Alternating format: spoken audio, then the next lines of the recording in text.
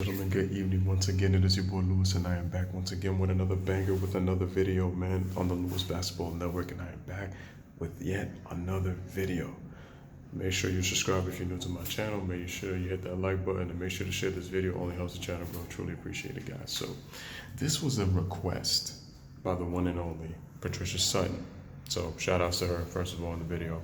And what she wanted to talk about is this narrative that how many Hall of Famers LeBron has gone against, as to why a lot of times he gets a lot of passes and excuses for why LeBron is 3-6 in the finals, right?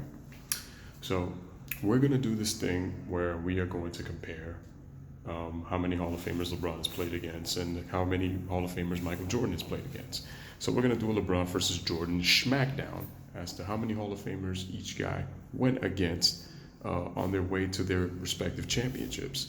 LeBron, 9 finals appearances, 3 championships, 33% NBA finals record. Michael Jordan, 6 NBA finals, won all 6, never lost in the NBA finals, 100% win percentage in the NBA finals. LeBron, 3 finals MVPs, Michael Jordan, 6 finals MVPs. So let us get into the debate, shall we?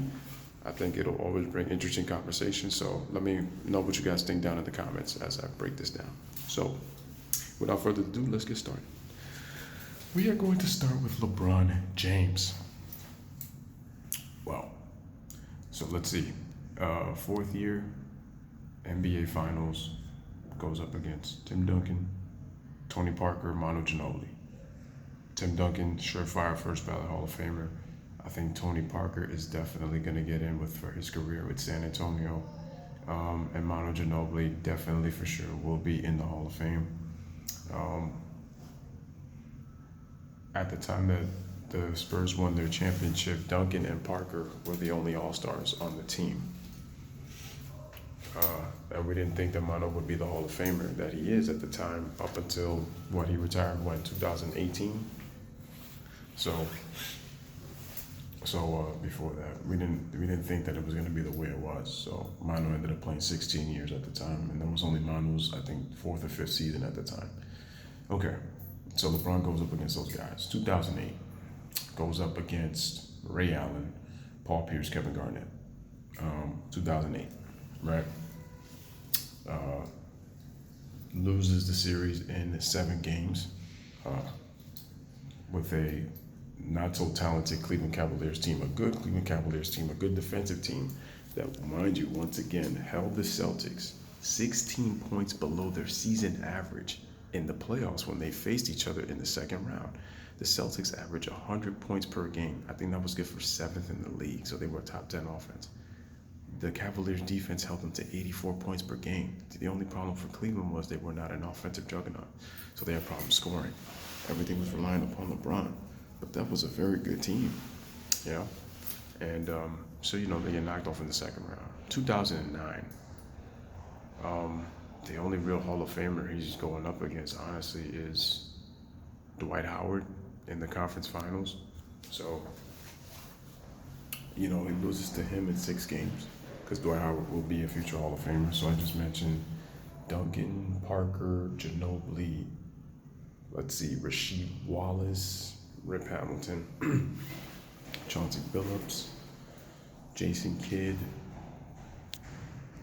And then we also could talk about 2006. Honestly, the only real player he played against was Chauncey Billups during the playoffs, in his first playoff run, 2006. You had Jason Kidd, Vince Carter, Richard Jefferson. Kidd and Carter looked like the surefire Hall of Famers. But there was really nobody at his position to go against LeBron at the time. So it was a lot of teams. They didn't have great small forwards. Paul Pierce was good, but it was not that legit small forward that can bring it to LeBron at one end and then defend him at the other end. I mean, Paul Pierce took the challenge, but let's face it, Paul Pierce was good, but not that elite level. Definitely an all-star though. Let's see, 2010. Excuse me. The Celtics. Once again with the big 3. They had 3 All-Stars that year, and they ended up upsetting LeBron and the Cavaliers when LeBron had back-to-back seasons with 60-win seasons, and he was the back-to-back MVP of the regular season. So I mean, when you look at it, LeBron has faced the Pistons twice. He's faced the Boston Celtics twice. So when you want to count the possible Hall of Famers, you're talking about obviously the big three: Allen, Pierce, and Garnett. Pierce and Garnett are gonna get in, and Ray Allen is already in. And then Chauncey Billups is like borderline, but I think he's gonna get in as well. So he really went up against 4 Hall of Famers in his first go around in Cleveland from 2006 to 2010 in terms of his playoff success. Then he goes to Miami and South Beach. Now, let's look at the 2011 playoffs. There's really nobody on that Philadelphia team against the Boston Celtics. You're talking about Pierce, Allen, and Garnett, and Rajon Rondo borderline. So once again, but Kevin Garnett was not an All-Star that year. I don't know if Paul Pierce and I think Ray Allen was an All-Star. I don't even know who was an All-Star that year. But again, 3 future Hall of Famers, possibly a 4th in Rondo. Beats the Eastern Conference Finals in 2011. Derrick Rose reigning MVP. This whole thing of, LeBron shut Derrick Rose down. Derrick Rose, it's so crazy, but Joakim Noah missed 34 games that year. Carlos Boozer missed 23 games. And the next best scorer other than Rose, who averaged, 23 or 24 a game? Well, I think it's 23 to 25, but and 8 assists. The next best scorer was Luol Deng at 15 points a game. So he didn't have another 20-point score. He didn't even have another win. He was the offense. So it was easier to key on him. So that's why it gets ridiculous. And LeBron deserved the MVP over Derrick Rose. Derrick Rose did more with less than LeBron James. So people need to get over that stupid narrative. And then you get to the NBA Finals.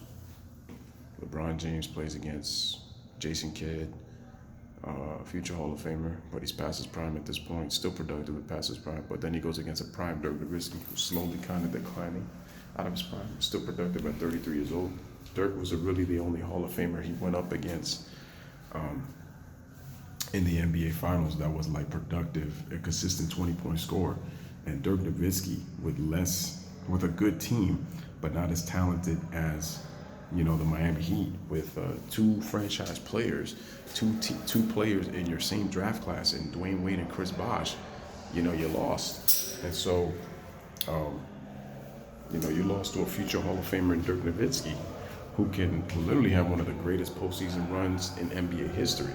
So there goes that. 2012. I mean, Carmelo Anthony, okay, was going to the Hall of Fame, but his Knicks were really not that good until the following season. You have, who did they play in the second round? 2000, the Indiana Pacers. There was not even an All-Star on that team, so no, not working. And then you have Eastern Conference Finals. Again, the big 3, but this time they're much older though, so they're not the same older team. Like I said, they're not the same older team like they once was. So there goes that. And his best player guarding him was Mikel Pietrus. So, there you go. And then you have the NBA Finals. And I know everybody's going to be like, he went up against Kevin Durant, 23-year-old Kevin Durant. He went against Russell Westbrook. And, he went against James Harden. Well, let's remember, James Harden was not an All-Star, but he did win 6th Man of the Year. Russell and KD were All-Stars, so he did beat the both of them. But those guys weren't the players that they are now, So like a lot of the players that LeBron went up against were either in their prime or leaving, or not even in their prime as of yet. Now LeBron, again, he did win. He won the Finals MVP. Okay, I got that. 2013. Let's look at the playoffs. Milwaukee Bucks team that had nobody. They only won 38 games that year. Ray Allen, Chris Bosh, Dwayne Wade, 4 future Hall of Famers, all belong playing with LeBron. LeBron wins the MVP. LeBron was the MVP in 2012, and then he wins it in 2013 with a historic season. The Miami Heat win 27 straight games that year, 66 wins. #1 seed. with Ray Allen, Rashard Lewis, two-time All-Star, by the way, Chris Bosh, Dwayne Wade, and then LeBron James.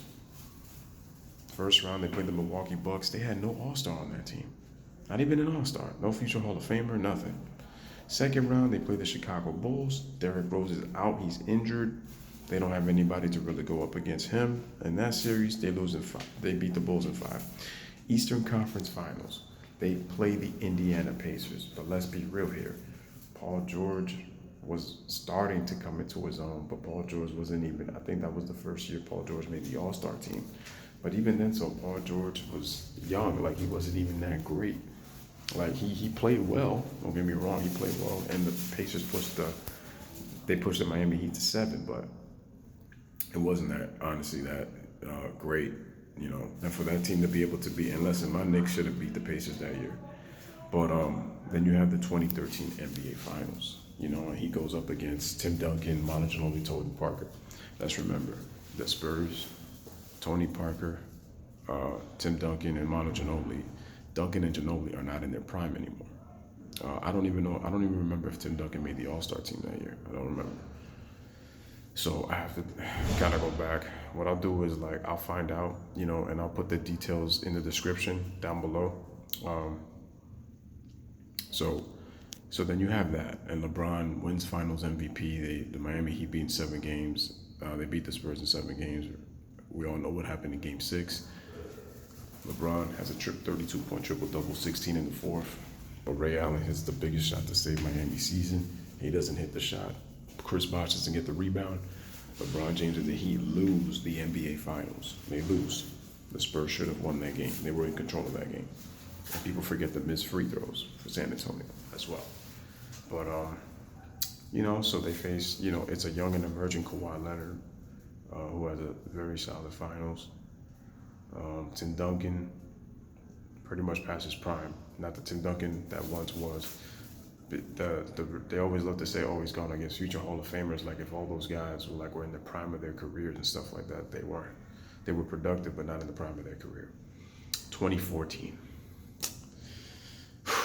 They sweep a Bobcats team that had no Hall of Famer, no real All-Star or anything like that in 2014. I'm just like, yeah, nothing. And then in the second round, they go against the Brooklyn Nets.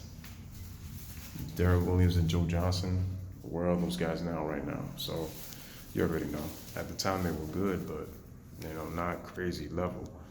And then you have in the Eastern Conference Finals, they go against the Pacers again. Paul George has a great season, but not really in the prime of his career. The Pacers have the #1 seed, but then they beat them in 6 games. And then in 2014, so look, what Hall of Famers has really LeBron gone against? 2014, LeBron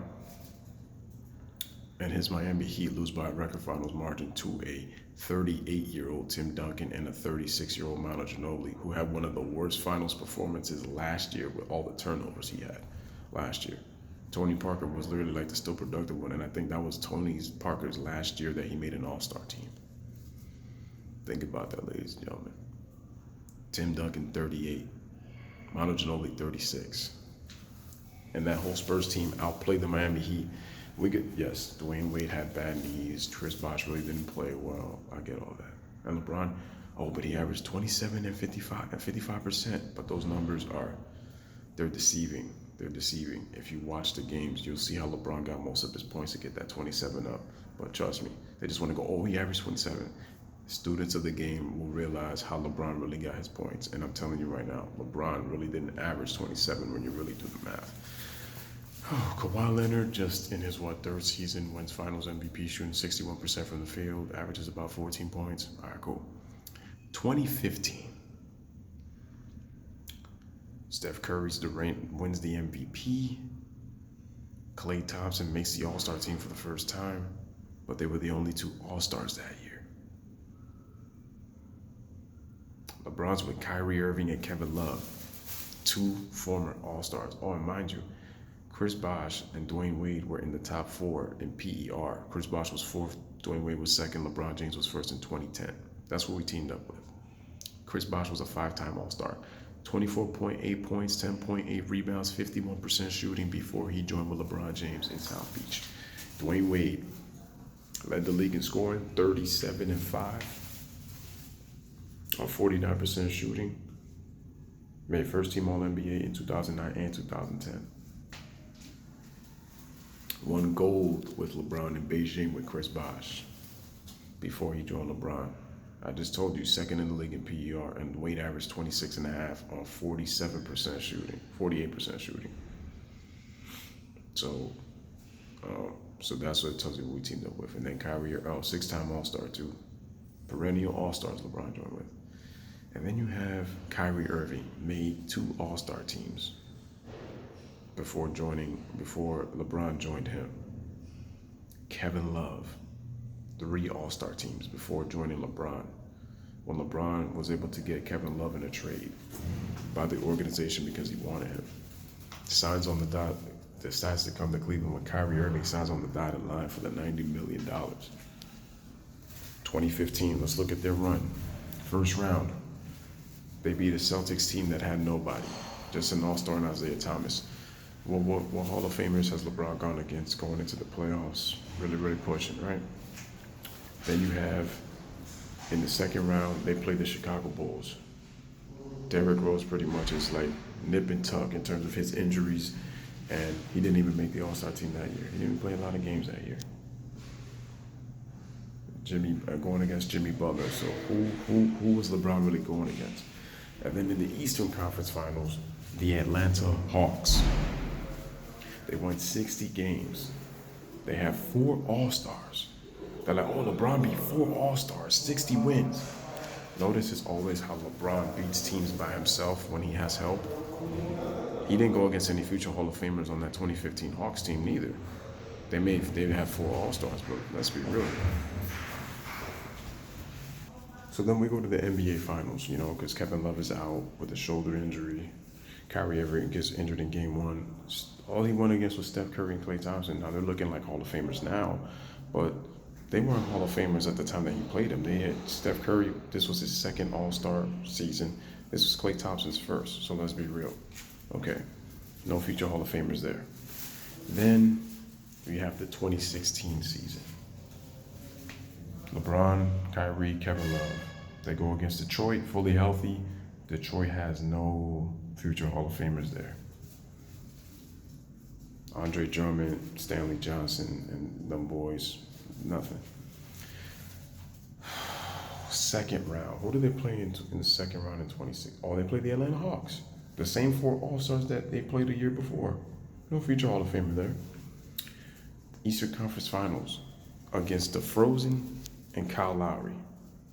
There's no future Hall of Famers on that team neither. So the Cavaliers finished that season 12-2 in the playoffs.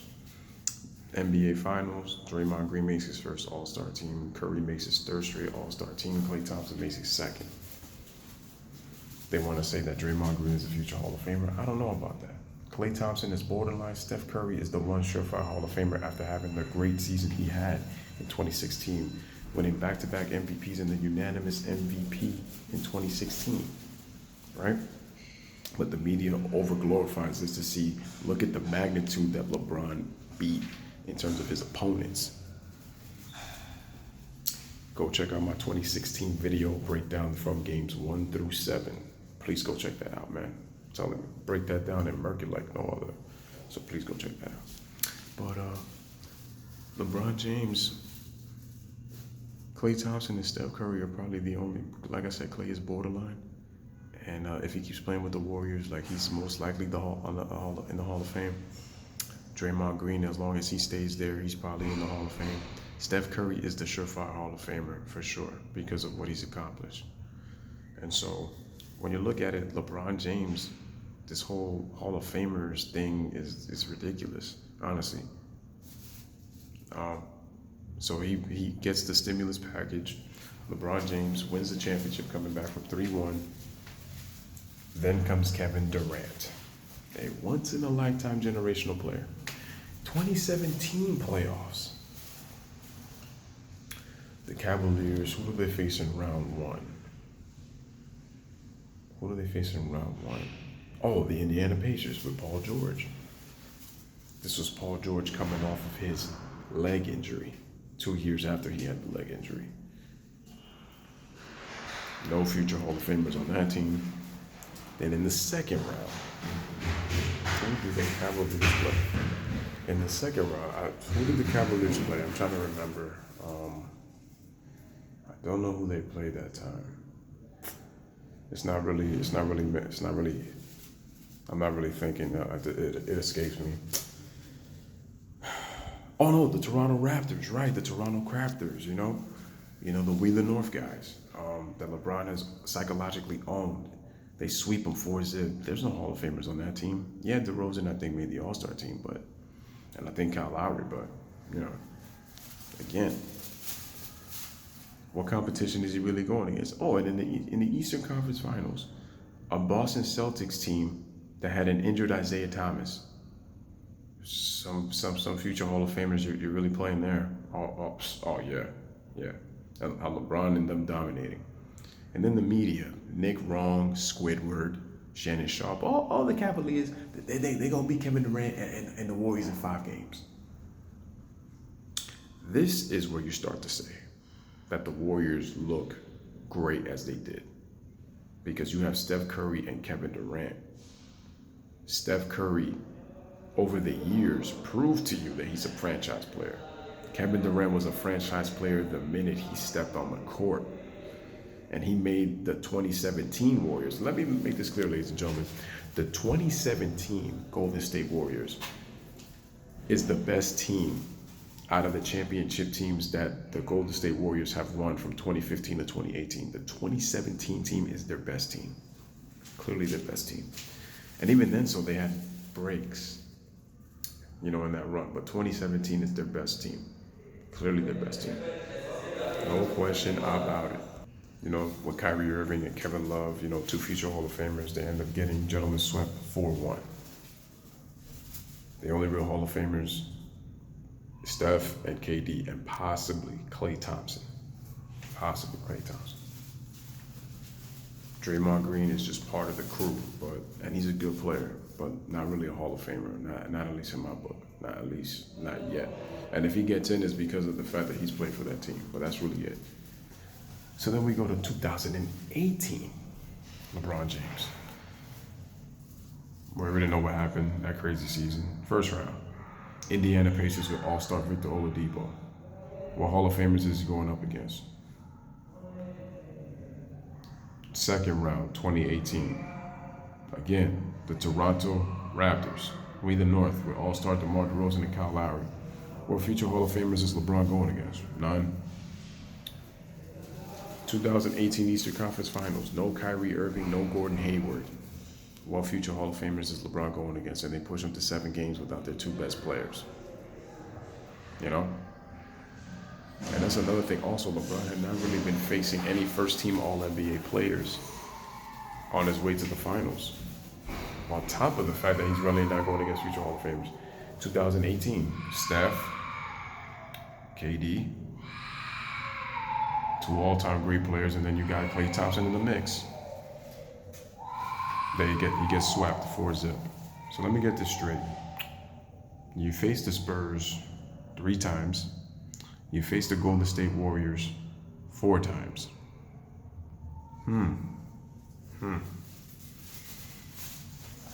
Because I remember 2015, Dellavedova had to get an IV because of the fact that he was chasing Curry playing all those minutes.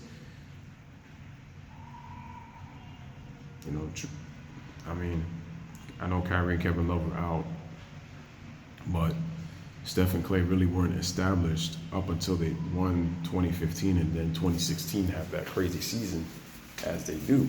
So, when you look at it, man, it's just like I don't really understand what these so-called all these 4 future Hall of Famers and all this kind of stuff that LeBron is going up against. So let's now look at Michael Jordan's competition in terms of the Hall of Famers he went up against. 1985, 59-win Milwaukee Bucks. I don't know how the hell Sidney Moncrief is not in the Hall of Fame, but he definitely deserves to be in. He's a future Hall of Famer. I don't know how he's not a Hall of Famer. One of the more underrated defensive players in NBA history and in his time. Yeah, Paul Pressey. That was a damn good Bucks team that won 59 games that beat Jordan's Bulls in 4. Then you got the 86 Celtics. Hall of Famers Larry Bird, Kevin McHale, Robert Parrish, Dennis Johnson.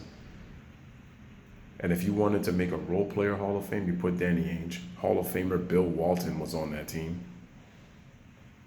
I mean, look at that. 67 wins, best record in the league, 40-1 at the Boston Garden, the number 3 defense in the league, a team that went 15-3 in the postseason, they sweep the Bulls. 1987, 59-win Boston Celtics. Hall of Famers Larry Bird, Kevin McHale, Robert Parrish, Dennis Johnson, and role player Hall of Famer Danny Ainge. They sweep the Chicago Bulls. 1988 goes up against Mark Price, Larry Nance, damn good Cavs team. Ron Harper, Brad Daugherty, you know. Not sure if our Hall of Famers there. Mark Price possibly should be in, for sure. But then you have the 88 Pistons. Future Hall of Famer Isaiah Thomas, future Hall of Famer Joe Dumars, future Hall of Famer Dennis Rodman, that bad boy Pistons defense. Vinnie Johnson. The bulldozer Bill Laimbeer, Rick Mahorn, gets knocked off in 5 games. 1989. Again against the Cavaliers with Mark Price, Ron Harper, Craig Elam, Brad Daugherty, Larry Nance. Good players, man. Wins in 5 with the shot in 89 to knock off Cleveland. Second round goes up against the New York Knicks and future Hall of Famer Patrick Ewing, bro. Patrick Ewing. Eastern Conference Finals goes up against the Detroit Pistons. Hall of Famers Isaiah Thomas, Joe Dumars, Dennis Rodman. Oh, and they get Mark Aguirre, the 3-time All-Star. One of the more underrated players of his time, could score the hell out of the basketball. That Pistons team was no joke. Won the league best 63 games. So if you look at Michael Jordan's opponents, 59-win Bucks, 67-win Celtics, 59-win Celtics, 54-win Pistons, 63-win Pistons, 52-win Knicks, 57-win Cavaliers in 89, 63-win Pistons, 1990. Milwaukee Bucks. They have good players in like Terry Cummings and Ricky Pierce. Not really Hall of Famers, but very good players. 1990 second round. Philadelphia 76ers, who won 53 games. Future Hall of Famer Charles Barkley. 1990 Eastern Conference Finals. Hall of Famers Isaiah Thomas, Joe Dumars, and Dennis Rodman. Mark Aguirre. Not in the Hall of Fame, but I'm telling you, was a beast off the bench. The microwave Vinnie Johnson. Bill Laimbeer, the bruiser. The solid James Edwards, John Sally, the Spider. 1991. New York Knicks. Hall of Famer Patrick Ewing. Second round, Hall of Famer Charles Barkley. Last round, Hall of Famers Isaiah Thomas, Joe Dumars, and Dennis Rodman, who were all in their prime and just won back-to-back titles when Jordan swept them, along with Scottie Pippen, who came into his own that year. Those 3 players, the Pistons got old. And it's Michael Jordan's fault that Larry Brown faded into the light? That's not his fault. Larry Bird just had injuries, and that Celtics team was getting older. Like that's his fault, right? Isaiah Thomas, 29 years old. Joe Dumars, 28 years old. Dennis Rodman, 30 years old. Oh yeah, but they were old. Sure, they were old. 1991 NBA Finals. Now James Worthy was hurt, but future Hall of Famer. Magic Johnson, in his prime, future Hall of Famer, was 31 years old that Michael Jordan beat. 1992, Miami Heat don't really have anybody established. Good players are Steve Smith, Glenn Rice, right? Second round, the thrilling 7-game series against the bruising New York Knicks with Charles Oakley, John Starks, Xavier McDaniel, Mark Jackson, Gerald Wilkins, Patrick Ewing, future Hall of Famer. That was a damn good team, son. That they went to war in 7 games.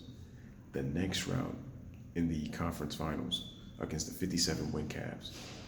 A good team. Brad Daugherty, All-Star Mark Price, Larry Nance, Brad Daugherty. You know, just a damn good team. Dan Ferry. Then we go to the NBA Finals. Future Hall of Famer Clyde Drexler, who people said he was on par with Michael Jordan and that he would probably be the best and was an MVP candidate. Michael Jordan was beating MVPs of the season or the runner-up that year. Magic Johnson was second in MVP voting in 1991. Clyde Drexler was the runner-up. No, Magic Johnson was a runner-up for MVP in 1991. Clyde Drexler was a runner-up for MVP in 1992. 1993. Oh, by the way, the Bulls won the championship in 91 and 92. They lost every other year from 85 all the way to 90. 1990 Eastern Conference Finals, they lost in 7 games. They were the only team that pushed the 89 Celtics, the 89 Pistons, who only had 2 losses the entire postseason. They went 15-2. The Bulls were the only team to give them their 2 losses. Oh, then you have 1993. The Atlanta Hawks, future Hall of Famer Dominique Wilkins, future Hall of Famer Kevin Willis. He'll get in, trust me.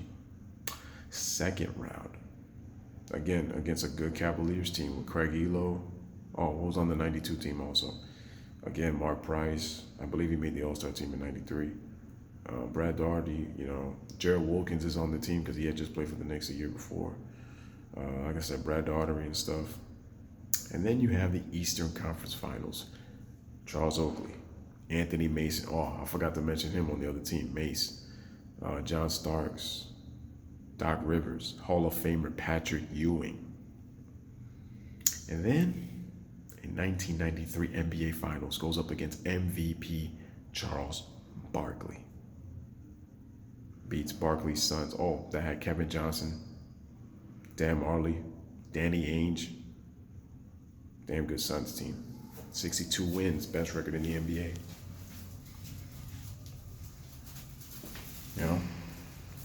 Oh, and the 92 Blazers had, Terry Porter, who made the All-Star team in 92.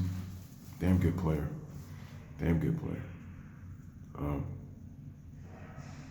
Danny Ainge was also on that team, on that 92 Blazers team. Cliff Robinson. Just a really, really, really good Blazers team.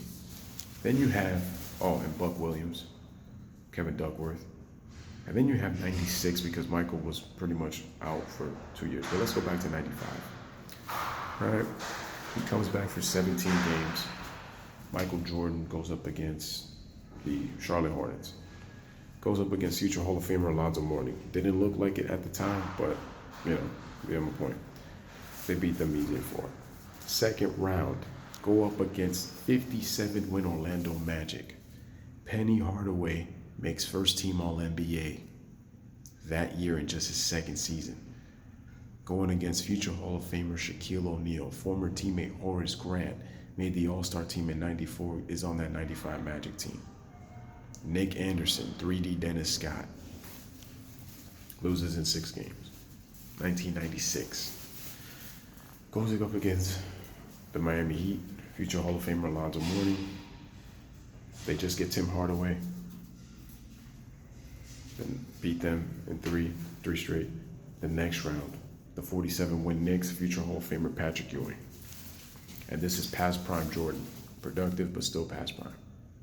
Charles Oakley, Anthony Mason, John Starks, Derek Harper.